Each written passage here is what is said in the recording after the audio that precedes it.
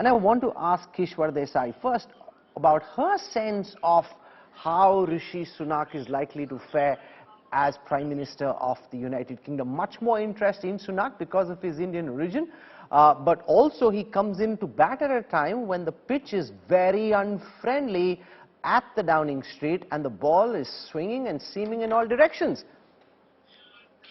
Thank you, Rahul. Firstly, of course, I want to congratulate Rishi because I think he's had a very tough battle.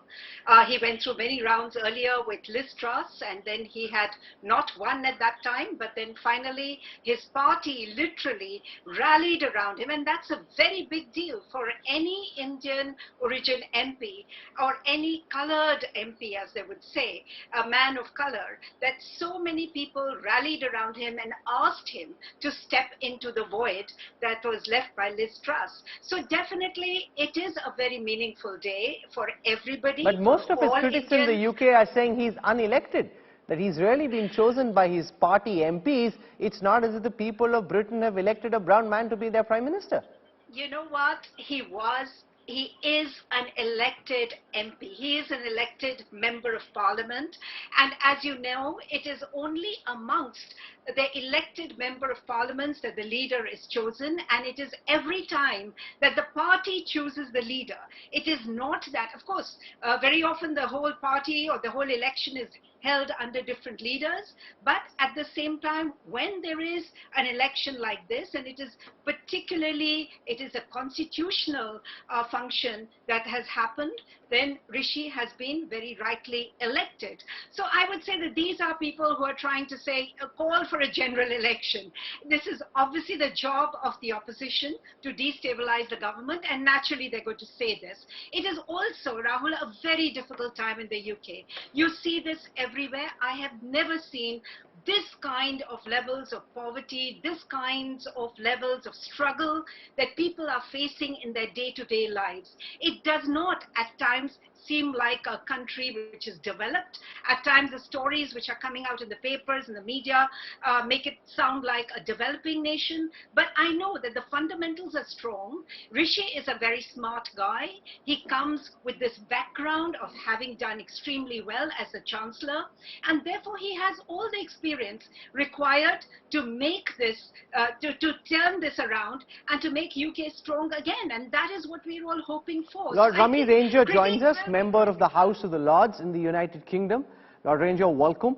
Huge interest in India, in Rishi Sunak, and whether he can turn around the struggling fortunes of Great Britain. We've seen many an Indian CEO do this in Silicon Valley, turn around companies like Microsoft, which are struggling after their founder kind of left them in a state where they were struggling to grow.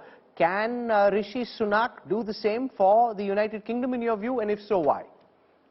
100%. I'll tell you why. First of all, Rishi is going to work as a team. He's going to take into account the advice from the Bank of England, the economist. He's not going to make any economic decision as did Liz Truss, and you know what happened.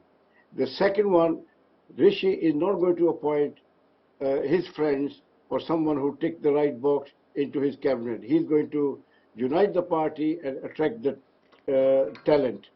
Yes? So, but running a hedge fund and running the economy is very different from running a country, which is a very political job. He's good at finance, no doubt about it, but that doesn't necessarily mean he'll be able to run a complex country like the United Kingdom.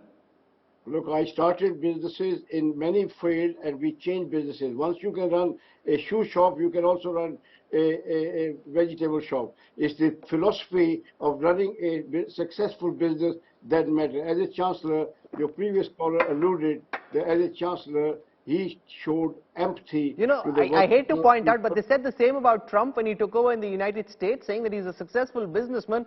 We saw what he did. Of course, Sunak is much smarter intellectually, but just because you run a successful business doesn't necessarily mean that you can govern successfully. No, all fingers are not equal. Why are you comparing Trump to Rishi Sunak? I'm not. I'm just giving you that example about businessmen running countries. Very, with respect, if you allow me to speak, otherwise you carry on speaking yourself. So Trump is a very bad example. He's a playboy. He was a ruthless businessman. I don't know how many bankruptcy he committed before he reached to that level. So Rishi is a wholesome family man, God-fearing man, very transparent, very ethical person. He resigned because he was not going to have a prime minister breaking law, right and temper, and then going to the parliament and lying that he wasn't in the party, then he was in the party, then he didn't think it was a party, he was working, all this nonsense. So therefore, he was being a conscious, he took a very big gamble, very big risk, but it was for his conscience. He decided political career is not as important as the running the ethical business or the ethical government was. So look at that, he's been vindicated, and all the policies which he advocated during the last campaign with Liz Truss, yes, have come true. And Liz Truss resigned because she admitted the promises, the inducements she gave to attract votes have not